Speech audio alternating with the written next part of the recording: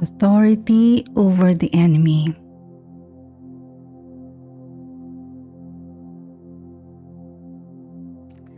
Psalm 91 verse 13 reads, "You shall tread upon the lion and the cobra, the young lion and the serpent you shall trample underfoot."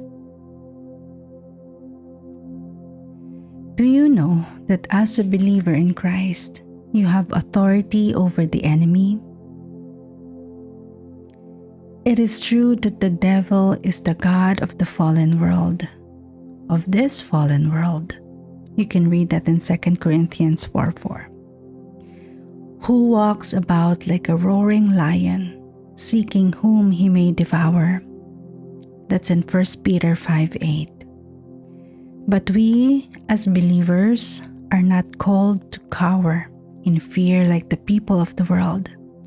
For God's eternal word proclaims that in 1 John 4:4, "He who is in you is greater than he who is in the world." In Christ, we have authority over the devil and all his cohorts. In Christ, we have authority to tread upon the lion and the cobra. The fowler's snares shall be foiled, and the hunter shall be the hunted. Our role in this increasingly dangerous world isn't to be a passive and indifferent, waiting to be devoured by the roaring lion. We are endued with power and authority to hunt down the roaring lion.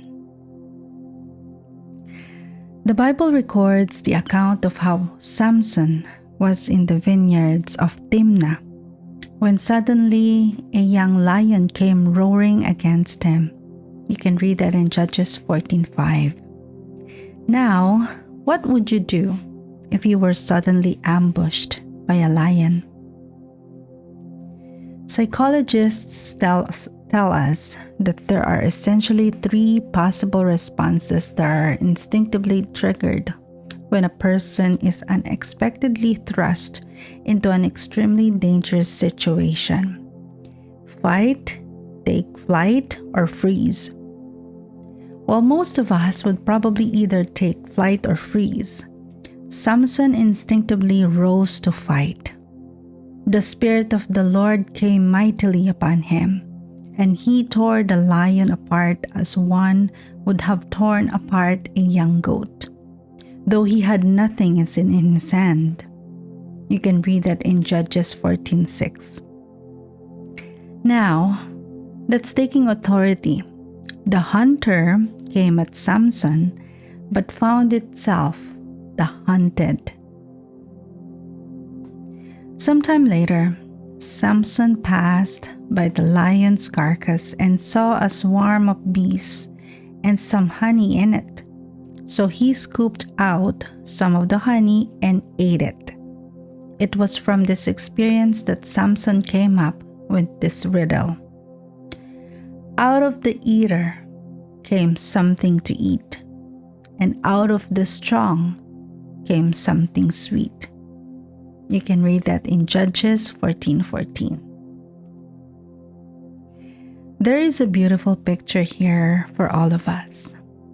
Instead of being eaten by the lion, Samson obtained something sweet to eat. What is the spiritual truth for us today? Out of every evil and negative thing the devil throws at you today, God will make something sweet for you.